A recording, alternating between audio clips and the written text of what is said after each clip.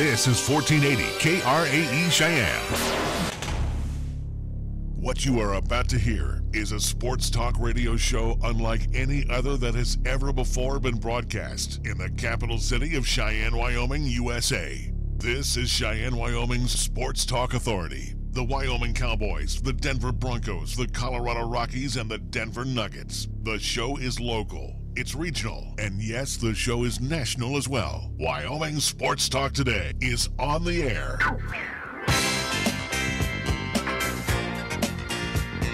If they're talking sports on the radio in Cheyenne, this is the place it happens. This is Wyoming Sports Talk Today. Welcome back to Wyoming Sports Talk Today. You have a recharged Nick across the way after a long basketball season. You got Pops that's worn out, though, because the weather just kicked my butt. I was going to say, I'm not even frozen. I didn't even have to deal with any snow in Idaho Falls. No. You all had fun with that. Yeah, and I had to take care of all these problems, still working on them as we speak. So, with that being said, let's get to the program. Nick's going to take over. I'm just going to kind of sit here and listen all day. Our program's being brought to you by Taco John's of Cheyenne. Tuesday means it is Taco Tuesday at all participating Taco John's in Cheyenne. Jolly Rogers RV Sales and Service right there on Highway 30. You don't have to go out of your way. You go to Highway 30 and you see the big lot with Jolly Rogers RV. And as a matter of fact, you'll find their Jayco, their standard brand right there, where you can find fifth wheels, travel trailers, and I'm telling you, you are going to enjoy your trip to Jolly Rogers RV Sales and Service, where they always are willing to sit down and make a heck of a deal with you, and great financing packages are available today. Jolly Rogers RV Sales and Service on Highway 30 in Cheyenne. Chick-fil-A at the corner of Windmill and Dell Range, where, again, you can join them for 3 squares, Monday through Saturday, delicious breakfast, of course, lunch and dinners, all served up by Ray and Cindy, the crew. Chick-fil-A at the corner of Windmill and Dell Range, right across from Menards. Kia of Cheyenne over on Nation Way, where my good friend AJ and the crew invite you to come on by. Matter of fact, the 19s are there. And congratulations and happy anniversary, or you want to call it birthday, to Kia of Cheyenne, celebrating their 14th year here in the Cap City. So, again, they're celebrating. You know what that means? They're going to, make you a good deal on a vehicle today. And you want to take home one of those 19 Kias. They look pretty sleek right now on the lot. Platte Valley Bank, 2 banking locations for you over at Platte Valley Bank. My good buddy Rick invites you to come on by, do banking the old-fashioned way, or do it the high-tech way. It's your choice. Platte Valley Bank on Vandehigh and again at the corner of College and Pershing. Medicap Pharmacy for all your pharmaceutical needs on Bluegrass Circle right next door to Texas Roadhouse. Lennox Auto Body over on Dunn Avenue, and the Auto Glass and Detail Center over on Pershing Boulevard. With all my trips out to Hillsdale, just to let you know, Heather, I'm definitely going to need a new windshield over at Lennox Auto Body and Auto Glass and Detail Center. First Tier Bank over at 1508 Stillwater Avenue, where Tim and the entire crew invite you to come on by Monday through Friday. Talk to them about their special CD rates with great annual percentage yields. Mondello's Pizzeria across the way. Paisan cuisine at its finest, and again, Joe Mondello and his staff always provides an excellent meal for you. Whether it's pizza, whether it's sandwiches, stromboli calzones, you are going to enjoy the freshness and the deliciousness of each meal at Mondello's Pizzeria. And we also want to thank Mars Plumbing and Heating as we get just about out of winter. Yeah, you can turn off the heaters, and you might want to start thinking about the air conditioners. Yes, they also work on that too. And again, maybe you need some plumbing done. They're there for you 24/7. Mars Plumbing and Heating, 1515 Logan Avenue, and we get the program underway with our scoreboard. It's brought to you by Pepsi of Cheyenne with Nick. Finally get it underway with at least hockey action for tonight. New York Islanders at home. They will take on the Boston Bruins, who will also to see in New York City. At Madison Square Garden, it will be the New York Rangers as they'll take on the Detroit Red Wings. Montreal Canadiens travel to Philadelphia to see the Flyers. Carolina Hurricanes at home. We'll see the Pittsburgh Penguins. Washington Caps will travel all the way to New Jersey to see the Devils. St. Louis Blues at home. They will host the Edmonton Oilers. Oilers. Nashville Preds at home at Bridgestone Arena will take on the Toronto Maple Leafs. Colorado Avalanche on the road. They will travel to Minnesota to see the Wild at the XL Energy Center. Dallas Stars at American Airlines Center. At home, they will host the Florida Panthers. And last but not least, the Columbus Blue Jackets will travel all the way up north to Calgary to see the Calgary Flames. That's what's happening in NHL action for tonight. On the NBA scoreboard, 76ers and the Hornets tonight in the Spectrum Center. The Rockets and the Hawks will battle at the State Farm Arena in Atlanta, GA. Lakers and the Bucks in the Fiserv Forum in Milwaukee. The Warriors, will they be in first place after tonight, or will they be in second place? Because they're tied right now with the Denver Nuggets for the number 1 seed in the West. They will be at Minnesota to face the Timberwolves in the Target Center.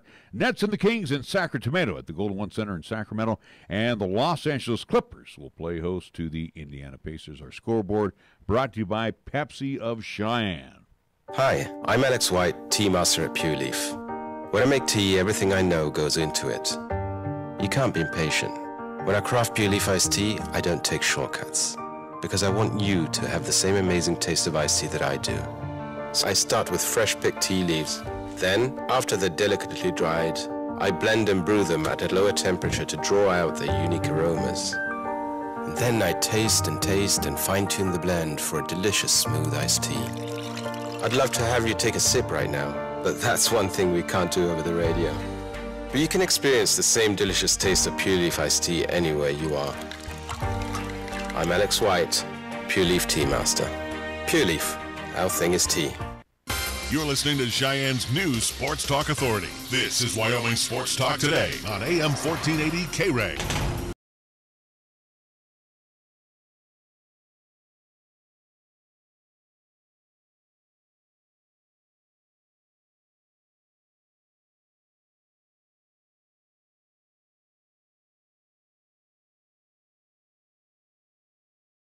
Sports Talk today, something on your mind, 514-1071, 307-514-1071.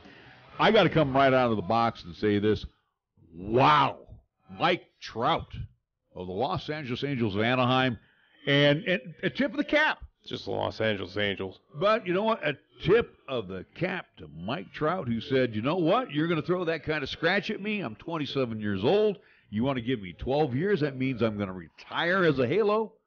Unless he decides to go $430 million, $36 million per year. That is the standard now for Major League Baseball. Holy Toledo! Does he deserve it? Is he worthy of it? Yeah. If we're going to go by the numbers that are being thrown out to the Machados and to the Arenados and to the Harpers of the world, Giancarlo Stantons, this guy right here, as we would say, he's the total package. Yeah. He's up there. Again, we're in the National League. It's Bryce Harper for the American League. I think Mike Trout is the face, at least of the American League, if not of MLB as well.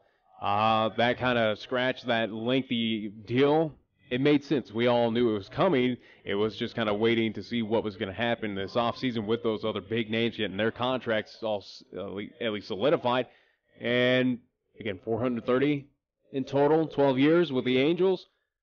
Nothing surprising. I think he deserves it. I'll be 74 at the end of this contract. All right. I would venture to say Trout at age 36, so 9 years from now, I would venture to say that's when he'll be accepting that DH role. Potentially. I would think so. Or he'd be like a first baseman. I think you probably put him in the DH role. If that still stands in MLB, again, that's been floating around of, will they keep that in position for the American League? Will they get rid of it? We don't know. I mean, but it's been there since 73. Why mess with it? Yeah, but they've always flirted around changing that up. They always mess with everything, and it's like, you know what? If you leave well enough alone, it works. But I think if you are the Angels, where you've already experimented with a great hitter at your DH spot, that'd be one Albert Pujols. When they picked him up, I think it only makes sense, though, to move Mike Trout into that position when he does get a little older, where, all right, maybe we don't need his fielding skills at this point. We'll bring up someone from the farm system, or either pick someone up for him, and again, just use his bat in that situation. I think that's probably the reality for at least the LA Angels and Mike Trout, but we'll see. Only time will tell. Only time will tell. Again, with these lengthy contracts, where, again, will Arenado fulfill the full contract with the Rockies? I think here's what's going to happen, to interrupt you. I think Nolan will be a Rocky the rest of his life. That's the way the Rockies are. Trout, maybe. I mean, the Angels show the commitment to me. And again, I have a feeling with Trout, they're going to bring him in from the outfield as he gets a little older. Yeah. And usually you'll throw him at first base. It's a tough position.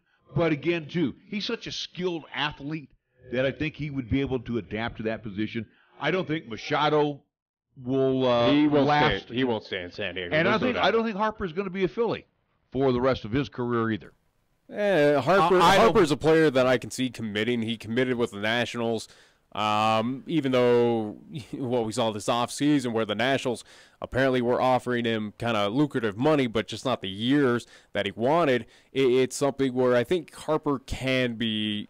I could see him fulfilling that full Philly contract. I think the Phils are going to end up being like the Nationals. They're going to be an almost team, but they're never going to be at the top like they were, back in the 80s or even, early 2000s. When they had their last relevant championship was 2007. They have a more relevant championship than the LA Dodgers at this point. But I'm just saying, but then again, too, you look at the Nationals where they were playoff, and then they petered out. I have a feeling that the Phils are going to be in that same category. They're okay. They just don't wow me. And again, I have a feeling that Harper probably will be used down the road, and somebody will say, we'll pick up that contract. And he'll probably be an American leaguer when it's all said and done. Anyway, so that is kind of the big news that happened today, but we have plenty to talk about as recapping again the past week since at least I've been out since Tuesday. It snowed. Well, I mean, there's been a lot of news, especially out here in the state, other than snow, which, again, I did not get to experience it. I just see the remnants of it. But 14.3 inches worth of snow. Yeah, you all dealt with it. I think up in Idaho Falls, it was about 40, 50, sunshine out there. Not too bad. I had to spend the night here on Wednesday. I was not thrilled. That's too bad. That's just too bad. Yeah, I had to make sure your station was back on, Well, you own them, so they're your stations. Either way, though, we do have some news out of the state of Wyoming, though, especially across the hill in Laramie with the Wyoming Cowgirls. Hey, they finally, as I was hoping, as I anticipated this team, was going to make it to that Mountain West Championship game. Unfortunately, did not get the win against Boise State, the Lady Broncs, as, yes, they are the best team. They were the best team in the Mountain West. They will move on to the NCAA tournament with that championship. But, again, congrats at least to Coach Legursky and the Wyoming Cowgirls program. For the first time in program history, made it to that Mountain West Championship game. Making it was good enough, at least for the Wyoming Cowgirls, to at least solidify a berth or at least get a chance to compete in the WNIT, which a game that will at least commence this Thursday, 6:30 over there in the AA, as they'll play host to Northern Colorado. They are not the Lady Bears, is what I have an understanding. It's just the UNC Bears. So either way, though, Northern Colorado will come all the way up from Greeley to see the Wyoming Cowgirls coming up in Laramie, 6:30 this Thursday. First round of the WNIT. Again, familiar territory for Wyoming Cowgirls, especially for Joe Legursky, again, as he has already won a WNIT well back in, 2008 when they defeated Wisconsin and became champions. So this is not Coach Legursky's first rodeo, and hopefully this is a Cowgirls team that could be a serious threat coming up in this bracket. Thinking back to 2008, correct me if I'm wrong, wasn't former Cheyenne standout Megan McGuffey part of that Wyoming Cowgirl team? Potentially. I think so. I can't remember. Well, I'm trying to remember these things, but I think Megan McGuffey was a former either way, as you try to... Was her senior year, I think it was. I don't know. Either way, though, again... Thanks for helping me. That's 2008. I had other things on my mind back then. But, again, Cowgirls are in the WNIT. Let's see. The Wyoming Cowboys, guess what? They're not going postseason berth, rightfully so. However, though, there were comments, at least from something that was passed along social media side from a friend of ours, Robert Gagliardi, who did talk with AD Tom Berman regarding this season. It was kind of a wash, but for at least Coach Alan Edwards, he will still be the head coach of the Wyoming Cowboys going into next season. But however, things will need to improve, according to Tom Berman, for next season for at least Coach Alan Edwards and his at least job security there with the Wyoming Cowboys. So Kind of interesting comments by by AD Tom Berman. We are looking at what's it going to prove? Wins and losses or attendance? First off, you got to get butts in the seats. What's more important, and I think it goes back to the conversation we had around this time last year with Tom Berman, I did put out the signal to at least talk with him once again. Hopefully you will this week, if not next week. But it was something that we talked with Tom last year at this time where his main focus, in what I remember of that interview with him, was attendance. It was attendance for football. It was attendance for basketball. Attendance for basketball was really down, and that's what he wanted to see there at the AA. And I think it would have to be the same. And if attendance is that issue right now for the Wyoming Cowboys, Cowgirls, they do well. They're one of the better teams in the Mountain West Conference. They pay for themselves. The Cowboys, if I'm not mistaken, I think they were about $150,000 deficit to the budget. And if that is so, I think that is the big problem right now, or at least that is something that would need to change. And obviously what comes with that is you need to get wins. You need to bring in better teams. You need to at least have a better product on the court, and that's going to be a big issue. And I think this, now leading into this topic right now for the Wyoming Cowboys for next season, is something that we've discussed and kind of criticized this entire season at least for the Cowboys, is I think it's time where you're on a short leash going into next year. It is determined on at least things need to improve.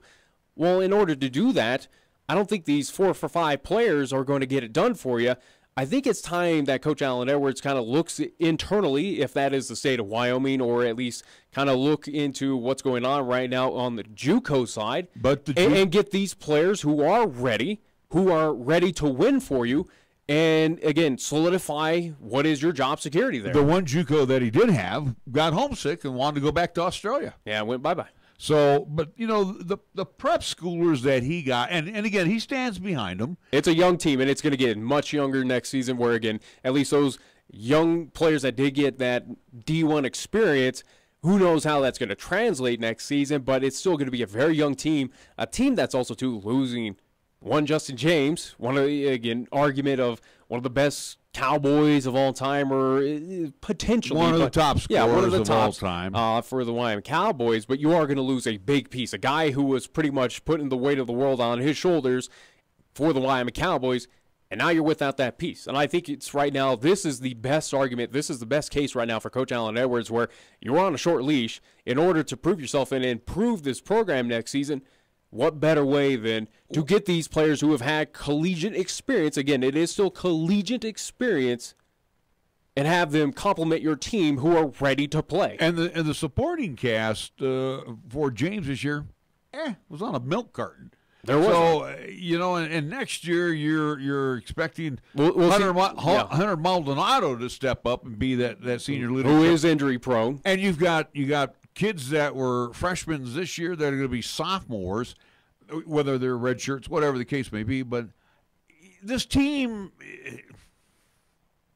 if they're going to get to double digits next year, great, terrific. Are they going to be a marked improved team as opposed to this year? I mean, you could only go from up right now after how bad this season was. I don't think so. I don't think you can go up. You can actually go down. You can probably stay status quo like San Jose State at this point. Right now, for the Wyoming Cowboys, it's a team. If they kind of keep status quo, I think they'll stay status quo. The thing about the Wyoming Cowboys, they got to be the worst outside shooting team in the nation. Yeah. So if they rely too heavily on that outside shot, that but does they're not not that good. Yeah, they cannot hit from outside. So, you know, you may want to doctor some things up, like maybe try to work more down on the low post. But, of course, that means you'll need to get a big guy, because your big guy at 6'11", Hunter Thompson, sits outside the arc and wants to shoot three-pointers all the time. He wants to jack them up all the time. And that's that shouldn't be his best forte, because it really was. And defensively, they're not even an average team defensively. No. And again, a lot of these prep schoolers that Coach Edwards brought in, yeah, they know offense, but they couldn't play a lick of defense. And guess what? Throughout the course of the Cowboy season, they didn't get any better defensively. No. So, you know, you go to the drawing board, and again, you got to fill a couple of holes that are going to be emptied by graduation. You've got injured players coming back They missed a season, so basically they didn't really help you. Yeah, and again, you got to trust. You're going to trust that they are going to be rebuilt and be full on healthy. And the leadership that you're looking to has been oft injured. Yeah.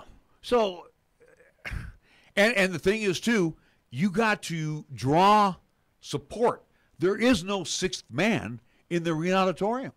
And again, the numbers that were posted that the Wyoming Cowboys drew this year. It was quote-unquote kind of fake news of at least. Very overinflated. Very, yeah. Again, the numbers that they're posting, the social media posts are saying, hey, big crowd. Tickets sold. Yeah, there was not a single big crowd at the AA this season to watch Wyoming Cowboy basketball. And again, it reflected of just how bad that season was. And I don't blame the fans. It was a terrible product. Why waste your money? Why waste your time going over there where the team barely mustered up any wins? A team that couldn't even get to the 10-win mark. Well, when you go back to, again, without aging myself, you go back to the days you didn't want to play the AA because that was Wyoming territory. You do this time where in northern Colorado on the mid side, they proved where Cowboys are beatable, at least so far under the Allen Edwards. Just about everybody beat the Cowboys in the arena auditorium. I'm just saying UNC was a team that was, for the first time in history of the Wyoming Cowboys basketball program, for the UNC Bears, they beat them twice, back-to-back years, on the road in AA. They're the only team to ever do it, and it happened last year and this season. So far under Coach Allen Edwards, you've had one of the worst seasons in program history, I would think, in the history of the Wyoming Cowboys. And you had a team do something that was near impossible to do, of defeating your team in your home gymnasium there at the AA, the Dome of Doom. They beat you twice in a year. Or at least, twice in 2 years, back-to-back on the road. It's never happened before until recently, this year and last year. Well, you have two big knocks against you so far. And right now, I think with fans and the state of Wyoming, it's something where we'll give you a pass this season. You know what? I got grief on that because somebody heard our program and it said, well, we know that you are giving a pass to Coach Edwards. I said, hey, you know what? The guy has won. He had 2 20-win seasons. Yeah, you can't forget that. You can't forget that. Prior to this year's disaster. And again, I said you got to take into account the injuries. Again, young team. But, as I sit, and I'm going to be real honest with you right now, I don't think here's where I'm at with Berman. You either dump the guy or you let him fulfill his contract, because I'm going to tell you next year is not going to be much better. Well, if it's not better, then things need to change. We got to blame the coach on that. Well, then I guess you blame him for the lousy recruiting job he did, because I don't see this team getting much better next year. It improves slightly, maybe. Where? I don't know. That's the big question right now. I think this was the enigma year, but where does it improve? I don't know. I really couldn't tell you. Is Maldonado going to be off of his injury and become the next Justin James? I don't see it. But it could be a possibility. Again, I will not write it off. We don't know. I don't have the faith in this team as I did 30 years ago when the guys were their sophomore season, the Sweet 16 team, when they ended up going to the NIT. Then the next year they go to the Sweet 16, and then they ended up going to the NCAA tournament. The Cowboys are far off from making NIT or NCAA at this point. They're not even going to be CIT worthy next year. No. But, I sit here and I look at this year's team, and a lot of things I saw that just blew me away this year, like getting beat by CSU 83-48 at Moby, 48 points. That's pretty embarrassing. And then they beat New Mexico. Final game of the season. I think that was more so of New Mexico just cruising in and not even caring. And then they come back and lose in the first round of the tournament to New Mexico, where they were leading at halftime. Yeah. So, this team was such a Jekyll and Hyde team. I don't even know about that, because the Cowboys, it was more so of it was just more bad than it was good this season. Right now, again, this season, it's over. It's one of the more forgettable seasons in the Cowboy history, and you move on to next season. Again, but will things change? Only time will tell. Right now, we got to see what Coach Allen Edwards, does he kind of stick to his normal plan of recruiting, just going after these freshmen, trying to build it up within his system, or is it something where we need to be a little bit more aggressive and find college-ready players. Go after some big-ticket items to improve this program. Because right now, if you go after those 4 for 5 kids right now, straight out of high school, are you going to have time to develop these players under your system? Are you even going to be there next season, at least around this time of the year? Are you still going to be the head coach of the Wyoming Cowboys? You have to keep them there. I'm sorry. Here's you look at, you're going to build the team around Jake Hendricks next year, who's 6'5". You got, again, Maldonado, who is 6'7". He's a decent-sized guard, but again, he can't stay healthy. You got Thompson, who's going to be a sophomore. Trace Young, who's going to be a sophomore, but we saw we had one good game, and then the rest were all busts. Yeah. But also, too, right now you're listing off players who are currently on the roster. They still have options. What happened, what we saw last year in the offseason can happen this offseason, where, again, I go back to the term that you tossed out to Coach Edwards, and, again, I think it can be valid for this season, are defections. I think these players, I think we're going to more see that actual defection of these players of going, I'm not wasting my time in Laramie. I'm going to go somewhere else where I might go to a Fairfield University, or again, one of those lower schools that are, again, kind of in the smaller conferences, where, hey, I still get that opportunity, but at least I know I'm going to win better basketball. But again, where you and me have discussed this, where we're trying to get a 3-for-2 guy to come in, or somebody that can plug in right away and be productive as a junior. And you have 2 schools right now that compete in a national tournament that, again, we'll get into that. But we're talking about guys that last year that left the program for various reasons, and if we have that same type of situation this year, I don't think it's a think. I think it will happen. What makes it okay for a JUCO guy to come if he's seeing all of this happening? That's true too. So again, unless you're offering of, hey, with him gone, here's what we can do for you now, where you get that starting role now, or at least we put you on. I don't know how you spin it, but right now, I think what we're going to see last year is going to happen. I don't even think it's a if maybe kind of question right now. I think you are going to see players leave this team. You will see players move on from the University of Wyoming. Probably well said, but the thing is too, you look at Alan Edwards. He's in control, but he's got a question mark by the control. Yeah. He's as you say, he's got a short leash on him. Well, that goes back to the comments by AD Tom Berman. Again, without reading the full thing or getting his thoughts, hopefully we will able to. What kind of confidence does that send to the ball club? That's not good. What kind of confidence does it send to the coach? Yeah. Again, you're coming off 2 20-win seasons. This year was a total anomaly, injuries, and again, this was not a good team. But the question mark was it an anomaly this season, or is it going to continue into next season? I believe that is the big question. I believe this is still another rebuilding year next year. I don't see the Cowboys just busting up the Mountain West Conference. Not going to happen. No. All right, we do need to take a timeout. We're going to be back with more after these words here at 1480 KRAE. If it happens on the diamond, the hardwood, the field, or even the ice, we'll talk about it on Wyoming Sports Talk today. Hi, this is Nick Peretti inviting you to join Larry Peretti and myself each weekday from 3 to 5 p.m. as we, along with our special guests, talk sports locally, regionally, and nationally. And you can chat with us too at 307-514-1071. It's Wyoming Sports Talk today only on 1480 KRAE, and you can stream live with us at 1480krae.com. You love the Lennox difference, from collision repair to minor nicks and dents. Certified quality you can trust. Nobody cares about your car more than us. Lennox Auto Body, we do what we say. We fix it right and get you on your way. No shortcuts, no compromise. Lennox Auto Body. No shortcuts, no compromise. Lennox Auto Body at 1020 Dunn Avenue and the Detail Center at 617 East Pershing Boulevard, Cheyenne.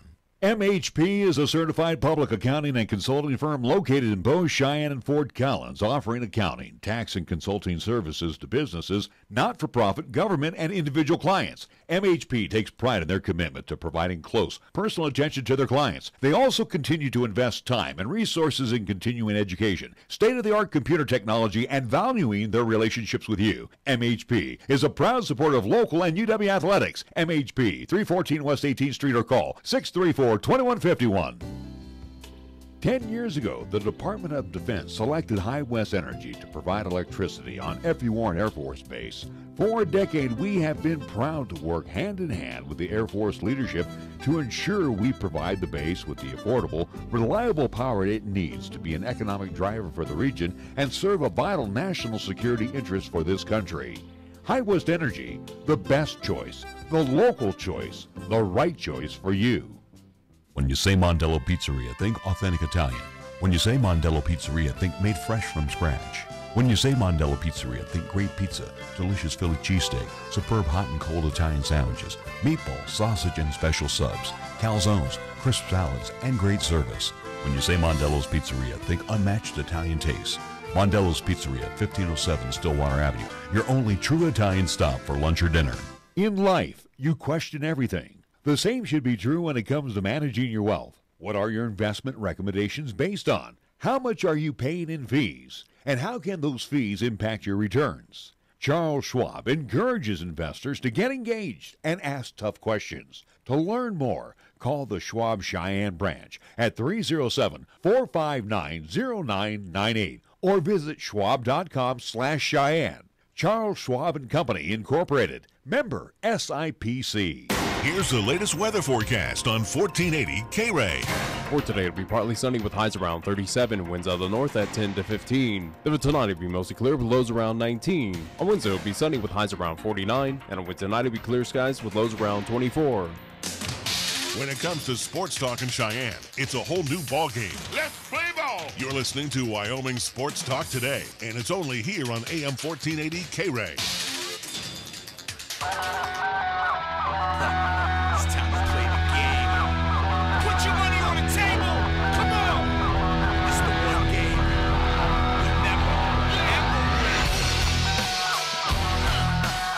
win. Back on Wyoming Sports Talk today, some old Triple H theme song music back in the day when he was running around with the gang there, China, and who else was in part of that? X-Pac. Wasn't the Well, I would play the D Generation X theme song, but that was when he just went solo by himself. So I know, but that's when he was running around. I would just be quiet. You don't know your wrestling history, anyways. As we're getting close to at least WrestleMania time, but that's a whole different discussion. All right, I want to go here to the women's tournament. Which one? Again, there's many. Well, this one would be the 64-team tournament, where only one Mountain West Conference team, Boise State, and again, Lady Broncos at 28-4, deserving to go to, and obviously they got the automatic bid, but I think the Cowgirls were the only team on the outside that had a possibility, and obviously the NCAA said no. Well, and you didn't have enough on your record. Wyoming, New Mexico, and Fresno State all were deserving at least of NIT bids, and they all got. But I think the Cowgirls, even making it to the championship game, were the only team that had a chance to at least be another team. Not at 22-8. I didn't think they had a chance. Possibly. I did not say they should be. I don't think it was a snub, but I'm just saying it was an outside shot. Yeah, well, and here's the reason why you look at that. I mean, Boise State, once they were announced as a 13 seed, going up against number 4 against Oregon State, it kind of pretty much put a fork in the Cowgirls' chances of even being under consideration. I don't think they were even part of a bubble to get into the tournament. But yeah, Boise State 28-4, a 13 seed. That shows that the Mountain West Conference is still weak, lacking in respect. Well, it was also weak though, where you had 4 teams that were above 500 or at least were respectable, and then the rest, it wasn't good. It was a Mountain West Conference that was held back by Air Force, by, I'll even say, a UNLV team, San Jose State, CSU. There were a lot of bad teams in the Mountain West, at least on the women's side, and that kind of held back at least the Wyomings of the world. New Mexico, Fresno State, as much as Fresno State was probably far gone, they were probably the at least team furthest to at least have a potential NCAA bid, but it was also too, I think, more so the situation of what the Mountain West Conference has become right now in women's basketball, where there's not a whole lot of competition right now. It's pretty much the consistency right now of Boise State. Wyoming is always up there. New Mexico's getting there. And again, Fresno State, it can go either way with the Lady Bulldogs. But it is that right now where you have one team, at least your automatic bid team of Boise State in the NCAA tournament, has a very low seed. And right now in the WNIT, you will see Fresno State, you will see New Mexico, and again, you will see the Wyoming Cowgirls. So, again, Cowgirls compete Thursday against Northern Colorado at 6:30 there at the AA. Fresno State, they will compete at Fresno State against Pacific. That game will happen on Wednesday in their first round.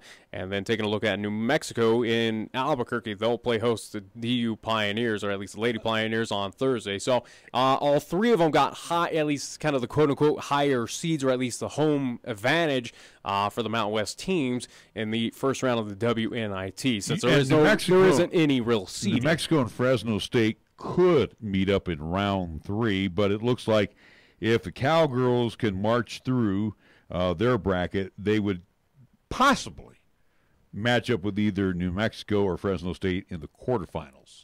Yeah. And again, this, at least when I mentioned with the Mountain West, I even looked to kind of a close-by conference as well, too, with the Big Sky. Again, with Northern Colorado, or at least not the Lady Bears, but the Bears, but UNC making it to the WNIT. Even the team that was top of the Big Sky, the Idaho Lady Vandals, they made it to the WNIT. So it was a situation where I think both conferences, and you look at those at least teams within those conferences, I think it's more so a play in that conference of just those kind of bad teams right now are holding back those teams. Again, Idaho, the Lady Vandals, were atop the Big Sky. They were a dominant team, but unfortunately didn't make it to the championship game in the Big Sky tournament. Now find them competing in the WNIT. So, but here we are, though, with the Wyoming Cowgirls have a shot to at least potentially raise another banner, have at least good faith. I think the Cowgirls are a good team. Is it a team that can make it to the championship game in the WNIT? When you look at some of the teams that are at least within it, you're looking at, again, a Pepperdine, Arkansas, TCU, Kent State, Butler, Northeastern, Minnesota, Cincinnati, just to name a few, Arizona, Idaho State, Villanova, Ohio State, Toledo. Again, these are all, at least some of these teams are also due, again, across the bracket as well. But a lot of big names: Virginia Tech, VCU, Charlotte. Right. So, again, a lot of good teams. Do the Cowgirls have enough? Granted, did the Cowgirls at this point in time, again, 2008, when they won the WNIT, were they in the same position as what we're kind of discussing right now? Where do they have a shot to be the 65th? Is it a team that could be a dark horse that could surprise a few going through this tournament? Absolutely. Do they have a shot to be the 65th best team in the nation? Yeah, I think so. Yeah, I think so, and I really do. I think they have a good, at least, kind of matchup so far against UNC, a team they've known pretty well. I think it can get done. Again, they will be at home. If they are to advance against Northern Colorado, they'll see the winner of Lamar or South Alabama. I would say, again, not really monster powerhouse teams that Wyoming would have to go up against, but be interested to see if they advance from that contest. They'll see the winner between St. Mary's or Hawaii, Cal Baptist, Pepperdine. So, again, favorable matchups for the Wyoming Cowgirls moving on. And going back to the ladies, the top 4 seeds, number 1 seeds, and it's interesting because you're not mentioning Gino Ariyama's team. Baylor's number 1 out of the okay, that's West. the NCAA tournament. Yeah, I'm talking about the WNIT. I'm going back to the NCAA tournament. So Baylor's number 1. Notre Dame is number 1. At Louisville, Kentucky, Louisville is number 1. And in Starkville, Mississippi, Mississippi State. UConn is a number 2 seed.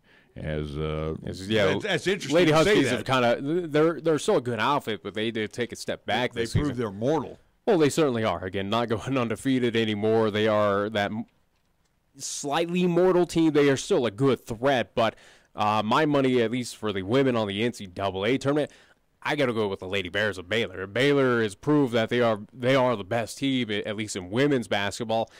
They are a good outfit there in the Big 12, a team that's been there, did it, done it. They've won national championships. They know how to get it done, and of all the teams, at least out there in the NCAA on the women's side, yeah, I believe in Baylor. I think Baylor would have to be my pick of, yeah, I think they can get it done. And again, it seems like with more on the women's side of the NCAA bracket, it kind of goes to Hoyle of where you do have the ones of all regions kind of match up where it is 1 versus 1 in the Final Four, 1 versus 1 in the Final Four. You might have those mixtures of the 2 seeds, and that might be a UConn that kind of sneaks in there. Or Oregon. But it is a kind of a Hoyle bracket where there aren't a whole lot of upsets. It's pretty much who is the best team wins it every year. Right. Well, again, you look at the Pac-12 this year. That was a bloodbath. And again, when it's all said and done, when the smoke clears, there's Stanford still standing. I think they come in as the number 2 seed, and Oregon comes good out outfit. Oregon knows how to win. Again, but Notre Dame. I mean, no one's really paying attention to the Lady Irish. I think this is are. a team. Again, even though they were a number 1 seed. Again, Notre Dame is a team that was in the championship. But the press is all going to Baylor, which you said, and I think that makes a lot of sense. Notre Dame's going to kind of fly under the radar as a number 1 seed. They're not floating under a lot of radars because, again, Lady, at least the Fighting Irish, they've been there before. They've been in that championship game. They know how to get there, so there is no disrespect. And they should get there. I have a feeling that they will get to Tampa. I'm just looking at their road, and it just doesn't look all that tough for them. Yeah. Baylor doesn't look all that tough for them either on their side of the bracket. I'm looking over here at Louisville. They might have some problems. And then you look over here at Mississippi State. Possibly will have some problems. Maybe. I don't. Yeah, we'll see. I think the bottom half of the brackets are going to have the problems. I think the upper half of the bracket should get through to the championship round. South Dakota State, how about them? 28-6 or 26-6. They advanced into the tournament. And let me see, what are they? They are what seed? They are. I just was looking at it right here. They are number 6 seed. And interesting. All right. 3:45 our time. We're going to take a timeout. We'll come back.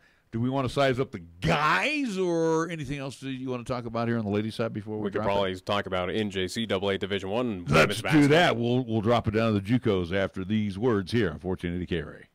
Cheyenne's oldest coin dealer and supplier, The Coin Shop, is proud to serve the community since 1982. Trade or sell your gold, silver, and other precious metals. Visit with David and the knowledgeable staff for a fair and honest assessment of your valuables. Located at 510 West Lincoln Way. Call them today at 778-7196 to schedule your personal consultation. Are you looking for a pharmacist who will actually take the time to talk to you? Then come to Medicap Pharmacy. We're dedicated to healthcare only, which means we'll fill your prescription quickly, and then we'll make time to listen, answer your questions, explain your prescriptions, and tell you about possible drug interactions. Medicap Pharmacy will always make time for you. Medicap Pharmacy, 1947 Bluegrass Circle, next to Texas Roadhouse in Cheyenne. Or call 635-3712. Winter driving in Wyoming. Are you prepared? Winter storms strike quickly across Wyoming's high plains and the mountains. When they do, driving conditions can deteriorate rapidly and become very challenging. Make sure your vehicle is ready for the elements and you have an emergency preparedness kit available. Driving on slick roads, always remember slower speed, acceleration, steering, and braking. Also turn off the cruise control and always buckle up. Ice and snow. Take it slow. Know before you go. For travel info, call 511 or online at wyoroad.info. Paid for by Federal Highway Safety Funds. At Platte Valley Bank, we understand that you have a busy life, and that means you don't always have time to come to the bank. That's why we offer user-friendly online and mobile banking with features such as bill pay, recurring transfers, and mobile deposit, so you can bank how you want, when you want to. Whether you prefer to bank in person, over the phone, or online, Platte Valley Bank makes it easy to take care of your finances. Platte Valley Bank, member FDIC. You can count on Platte Valley Bank. Community banking for you. Cheyenne Urological has been the cornerstone of urinary care to Cheyenne and its surrounding communities for over 20 years, with doctors Bryant, Everett, Gajewski, and their highly trained staff providing top quality treatment for prostate cancer, urinary tract infections, kidney stones, impotence, and incontinence. Cheyenne Urological is now offering cutting-edge robotic surgery. So call Cheyenne Urological at 635-4131 for compassionate, expert urinary care. That's 635-4131. Here's the latest weather forecast on 1480 KRAE. For today, it'll be partly sunny with highs around 37, winds out of the north at 10 to 15. Then tonight, it'll be mostly clear with lows around 19. On Wednesday, it'll be sunny with highs around 49, and on Wednesday night, it'll be clear skies with lows around 24. Tired of lazy and predictable sports talk radio? We know you are. This is Cheyenne's new sports radio home. It's Wyoming Sports Talk Today, and it's right here on AM 1480 KRAE.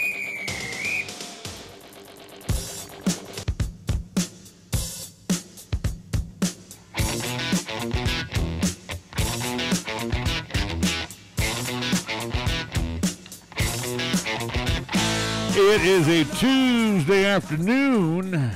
Wyoming Sports Talk Today, as we get to talk a lot of hoops. Matter of fact, you'll be talking hoops for about the next 4 or 5 weeks, because that's what we got going on here. College hoops, even though the NBA is winding down. There's only 13 more games left in the NBA, so by the time that college hoops ends, so will the NBA to a certain degree. Well, I mean, regular season. Theirs goes into June, same with NHL, winding down a bit, so...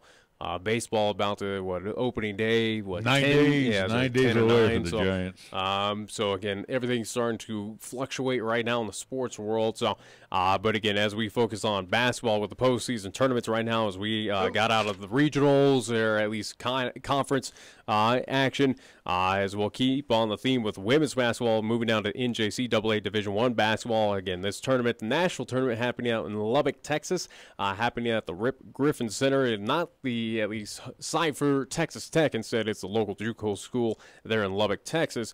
Looking at Region 9 action, as we'll at least look on the women's side and then move over to the men. For Region 9, there was only one lone representative for the Region 9 basketball, and that would be the winner of the Region 9 tournament out there in Scottsbluff, and that would be the Western Nebraska Community College Lady Cougars, who went into the tournament as the number 20 seed, or at least they were the 20 best team according to at least the selection committee. They took on number 13 seed Hutchinson, so the at least Kansas Community College out there. Unfortunately for Western Nebraska, they got handed business. So they lost by 21 points. Yeah. It was a final of 81 to at least 60, favoring Hutchinson, as they will move on and they will take on Angelina at least Community College. So that will be the second round matchup coming up for them. But at least for Region 9 on the women's side, it ends with Western Nebraska getting whipped on there in the first round. So it was not a pretty sight there for Region 9 basketball. And didn't know much about the Western Nebraska later. But we also thought, too, especially with the Region 9, we said, man, in addition to, covering our teams, we said, man, we saw some really good basketball. We said, yeah, that Western Nebraska team, they're a pretty doggone good outfit. Casper, Eastern, again, Eastern was a top 25 program. Right. One, Casper's good. And then on the guys' side, it was Casper and Sheridan that was pretty much top dog, along with Western Nebraska. And the surprising thing is, and I think we mentioned this as well, too, for Casper and Sheridan, two teams that were in the top 10. Casper eventually snuck into the top 5, at least of ranked teams in the nation. Again, it was top 25 across the nation. They were both in the top 10.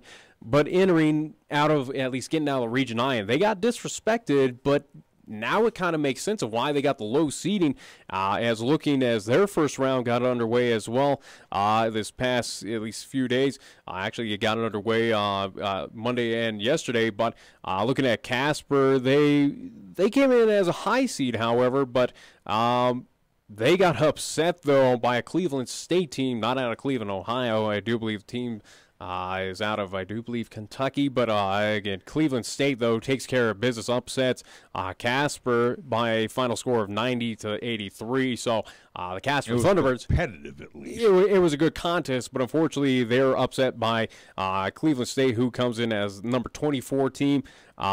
Sheridan College, they were at least ranked as number 13. They were taking on number 20. I already forgot how to pronounce this team. Kakashi? Yeah. Kakashi, I think, at least college, they were out of Illinois.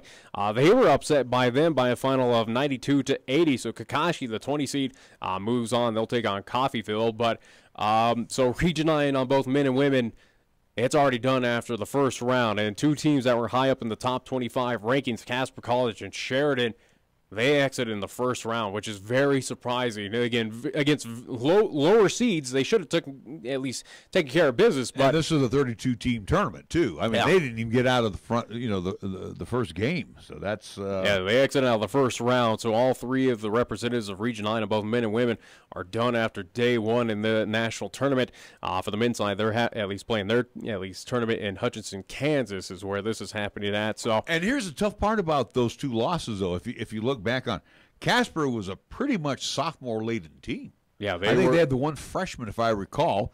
And if you go to Sheridan, they were pretty much sophomores. Yeah. Up and down the bench as well.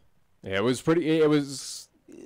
Casper's a team where we saw the banners up there at Sweet Erickson, and you can as well if you go up there, where it is a basketball program powerhouse. It is a team that has been there, did it, done it. They know how to get to the national tournament. They have yet to win a national tournament, but they know how to get there. Is it something where, yes, it is a sophomore-related team to worry for the Thunderbirds? Not really. I think they know what they're doing up there, and again, that goes credit to their head coach out there at Casper College. I think they will know how to reload and take care of business coming up next season in Region 9. And same with Sheridan. I think Sheridan, they have a good core around them. They know what they're doing. Sheridan College has been a successful outfit for many years. They probably won't.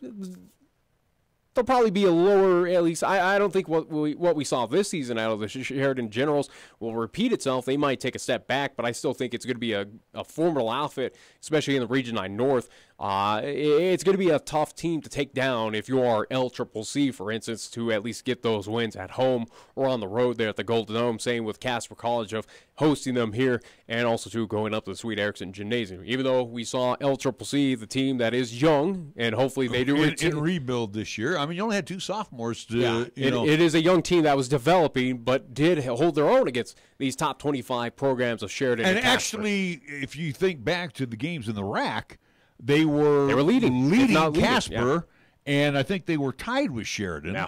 So again, and this was all here in Cheyenne. With the LCCC, you got to remember too, they made the move to the north this year. They've all been competing in the south. So now Casper, along with Sheridan, where, as you said, they have been kind of top dogs, so to speak. I think the only team in Region 9 North, and again, talking with Coach Ficca and just at least understanding how Region 9 has been in recent seasons, the only team that kind of took a step back, obviously LCCC, kind of an enigma year for the at least men under Coach Jason Ficca, where he's had a winning season every single year. This was kind of that off year for LCCC, but also too for Gillette College. Gillette has been at least the Pronghorns. They've also, too, been a top 25 program. They are a team that is young as well. They are developing, and we'll see what happens next season. But and their team probably to watch out for. I think Region 9, especially on the north side, it could get very physical. I think we're going to see a pile up of what we kind of saw this season with a lot of teams fighting for that top seed, trying to get that number one kind of placement in Region 9, at least out of the north. I think it could be that situation. You could have a 4-horse race next year, absolutely, for the top 4 spots. I would think, and again, we don't know. Well, we do know a little bit on the inside with LCCC. Yeah, we know who's being wooed to take off. We already know one official signee out of Denver. So but and again, we know of potential prospects, but we're also, but again, of looking at the core though, that is, and we're hoping that core will return, and that includes, your 3-point shooter as well as your big 7-footer. Again, the 7-footer being wooed by just about everybody, and rightfully so. And again, I think a situation now where a lot of schools are saying, hey, you know what, we need to start looking down low. We've lived and died by the 3-pointer. Well, if you got a kid like Applegren who's 7'1", you want to take advantage of him, and he's a 4-for-3 kid right now. Yeah, but I would like to see Applegren stick around for another year at LCCC. Yeah. Matter of fact, I'd like to see the bulk of those freshmen. Well, again, if you could keep a bulk of Kyle, Cabs along with the unfortunate thing with Kyle is he is off injured, so it is kind of that Maldonado thing. That was really his first injury. But hopefully it does not repeat itself. Courtney Dean, yes, again with Tyrese Patoma, and how do you say it? Spragueon? I forget how you mentioned to us. There was like 4 different. That's how it was. There's 5 kids right there that can put this team, raring to go right away. There's your starting 5. Yeah. So and you can manipulate with any other incoming freshman that you may want as well, too, for Coach Ficka. So it'll be interesting to see what's going to happen in Region 9 North. But it was just surprising, though, especially on the men's side, that both Sheridan and Casper College, they were one and done. They were higher seeds. They were teams that were pretty much cruising through Region 9 North, at least even the Region 9, taking care of business. They were also two good outfits against outside opponents as well. A team that both teams getting respect in the top 25 national rankings, but to exit like that in the first round, yes, they were competitive games, but it is a little bit shocking, especially for Casper College. That is a team that probably should have advanced a little bit further than it did, but right now, it shows to LCCC, it shows to the rest of the, at least Region 9 teams, whether it's North or South, that, all right, those teams were mortal. They're going to be mortal next season where they lose a lot of these players, a lot of top talent. Yes, they are. They know how to rebuild and continue on. Yeah, absolutely. But I think Region 9, especially on the men's side, is going to be very interesting to watch the next year. Like I said, especially in the North. You got 4 teams right now that we signal out. Again, the 2 flag bearers in Sheridan as well as Casper College. You got the Pronghorns and you got LCCC. If LCCC can keep the bulk of that core that we mentioned, of those 5, and maybe they're going to get a couple good recruits. And maybe there is also to a or at least a Central Wyoming, at least with them. The Rustlers could be a team that could be a threat. I think what we saw in Region 9 North this season, we'll probably see again next season, where it's going to be a massive pileup, at least trying to fight for some top seeding when it all comes set and done, at least around this time of the year for Region 9. But that is far away from, at least right now, for us. But it's just kind of interesting to take a look and see what happens. So Region 9 basketball, officially, every team has been eliminated out of the national tournament scenes. Put a fork in them. Yeah. They are done. 4 o'clock, Mountain Daylight Savings Time. We'll be back with the good news, it's darker later now. And one of these days, it might be warmer later as well. All right, we're going to get back into the program here. Hour number 2 coming up. This is 1480 KRAE Cheyenne. Also being heard on translator K266CC Cheyenne at 101.1 FM. What you are about to hear is a sports talk radio show unlike any other that has ever before been broadcast in the capital city of Cheyenne, Wyoming, USA. This is Cheyenne, Wyoming's Sports Talk Authority. The Wyoming Cowboys, the Denver Broncos, the Colorado Rockies, and the Denver Nuggets. The show is local, it's regional, and yes, the show is national as well. Wyoming Sports Talk Today is on the air.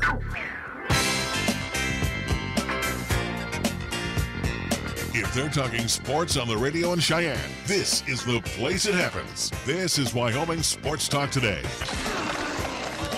Hour number 2 of Wyoming Sports Talk Today being brought to you by Marv's Plumbing and Heating at 1515 Logan Avenue.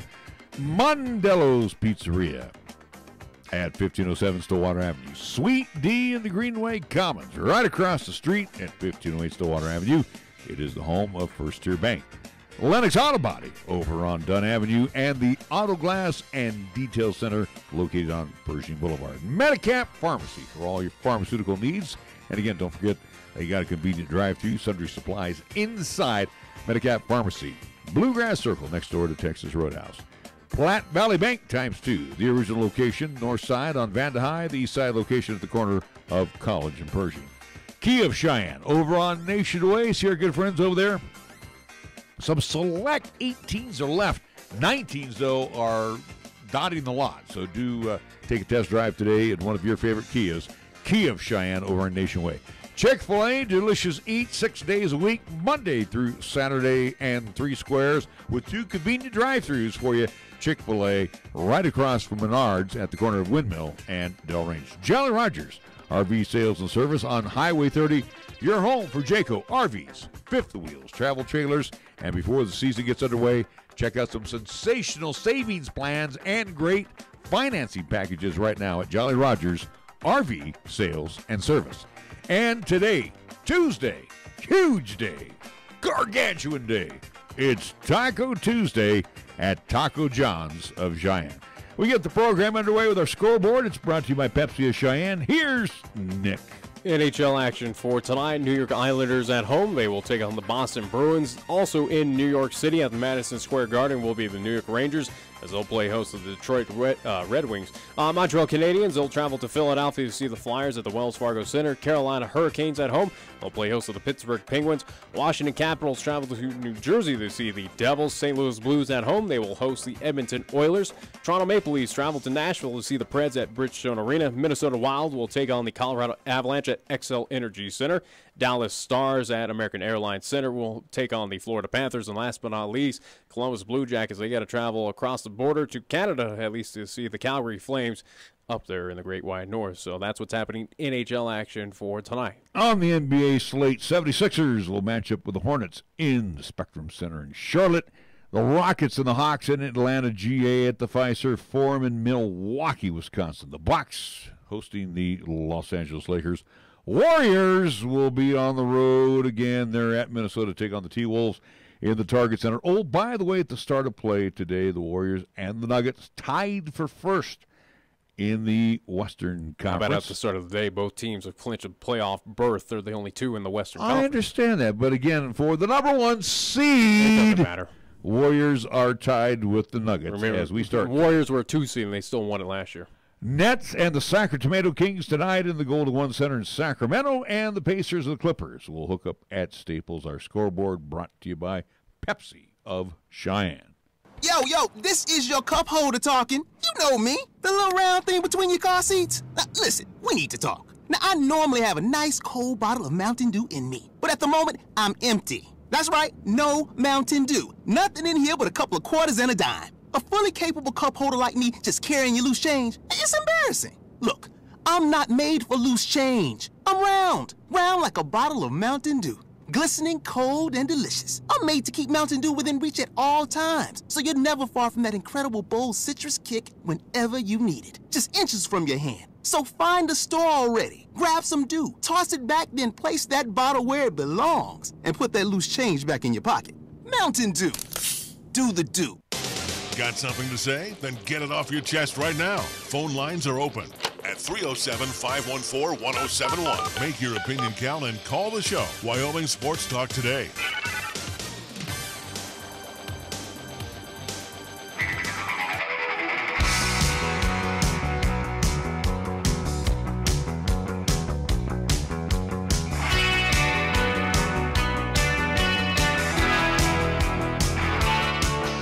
Back on Wyoming Sports Talk today. Interesting that you had mentioned that both the Warriors and the Nuggets have qualified for the playoffs. That's big news for Denver fans. I mean, it's been a while since the Nuggets qualified for the playoffs. I think back to when we talked earlier, and we'll get to the high school stuff here, but when we talked earlier this season, we were hoping that the Nuggets would be, we were saying, they could be an 8, a 7, or 6 seed. I had a feeling they were a playoff-bound team, but not this early. Yeah, they were not this good. Not this upper echelon. I mean, the year they're having in the can right now, they're 30-6.